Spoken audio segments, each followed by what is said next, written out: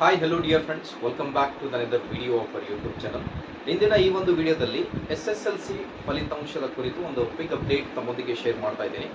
ಕೆಲವೊಂದು ಮೂಲಗಳಿಂದ ಬಂದಿರುವ ಮಾಹಿತಿಯ ಪ್ರಕಾರ SSLC ಫಲಿತಾಂಶ I think may be 8th of this month, 8th, 9th ಅಥವಾ 10th ಈ 3 ದಿನಗಳ ಒಳಗಡೆ ಐ ಥಿಂಕ್ ಯಾವುದಾದ್ರೂ ಒಂದು ಡೇಟಿಗೆ ಅನೌನ್ಸ್ ಆಗುತ್ತೆ. ಬಿಕಾಸ್ ಇವ್ಯಾಲ್ಯೂಯೇಷನ್ ಪ್ರೊಸೆಸ್ ಕಂಪ್ಲೀಟ್ ಆಗಿದೆ.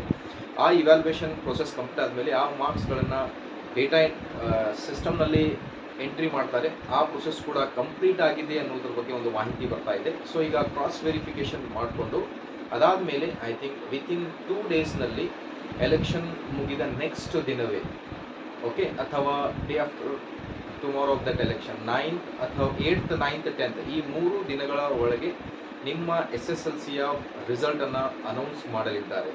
So best of luck for all the SSLC candidate, and also request to please like, share and subscribe to my channel.